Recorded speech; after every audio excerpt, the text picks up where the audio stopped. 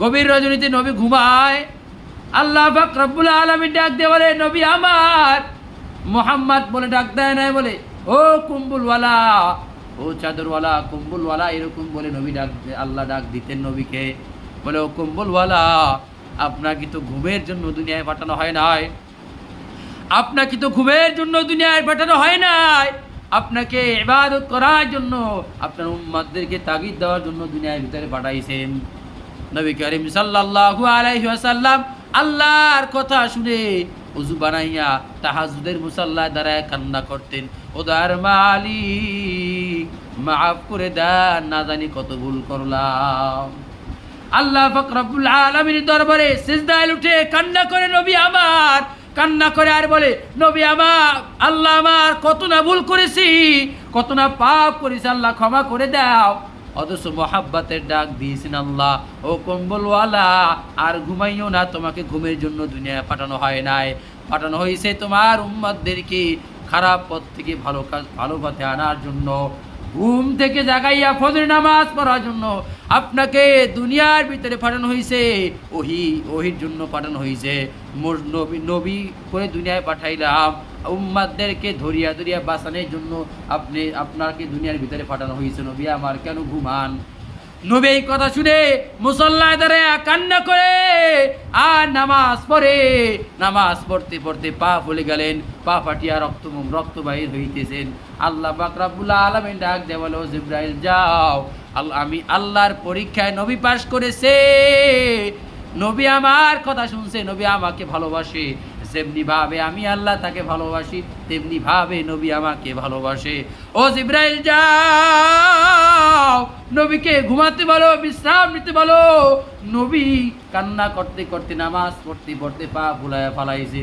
ও নবী আমার, আপনি আর কান্না করবেন না, আপনার কান্না আল্লাহ সহ্য করতে পারে না, আপনি বিশ্রাম নেন। প্রায় সময় নবীকে ডাক দেব, ও কম্বলওয়ালা, ও নবী আমার উঠেন, নামাজ পড়েন, তাহাজ্জুদ পড়েন, আমি আল্লাহর কাছে ক্ষমা চান, উম্মতের জন্য দোয়া করেন। নবীকে আল্লাহ নিজে ডেকে ডেকে উঠাইয়া ইবাদত করাইছে, বন্দেগী করাইছে, পরীক্ষা করছে। আমাকে আপনাকে আল্লাহ পাক রব্বুল আলামিন 5 ওয়াক্ত নামাজের জন্য ডাক দেয়, মুয়াজ্জিন ডাক দেয়, হাইয়া আলাস সালাহ, হাইয়া আলাল ফালাহ, সালাতু খায়রুম মিনান নাওম বলে ডাক দেয়। ফজরে ডাক দেয়, জোহরে ডাক দেয়, আসরে ডাক দেয়, মাগরিবে ডাক দেয়, ইশায় ডাক দেয়।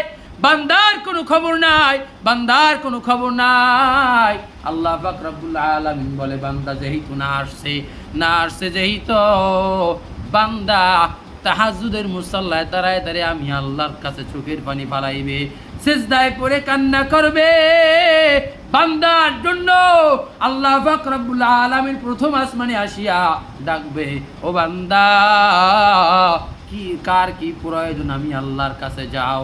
মেম্বার চেয়ারম্যানের কাছে চাইলে বিভিন্ন সময় লাগে, 1 বছর 1.5 বছর সময় লেগে যায়। ও বান্দা, আমি আজকে প্রথম আসমানে আসলাম, বান্দা কি প্রয়োজন, একটু দুহাত তুলে চোখের পানি ফালায় কান্না কর। বান্দা কি লাগবে, কি প্রয়োজন, বান্দা চা। গুনাহ করছো, গুনার বোঝা নিয়ে হাঁটতে পারো না, দিল নাফাক হয়ে গেছে, অন্তর নাফাক হয়ে গেছে, বান্দা ক্ষমা চাইতে পারো না, প্রকাশ্যে সবার সামনে ক্ষমা চাইতে পারো না। বান্দা তুই গুনাহ করছো, একটু আমার কাছে গভীর রজনীতে কান্না কর, বান্দা আমি ক্ষমা করে দিব।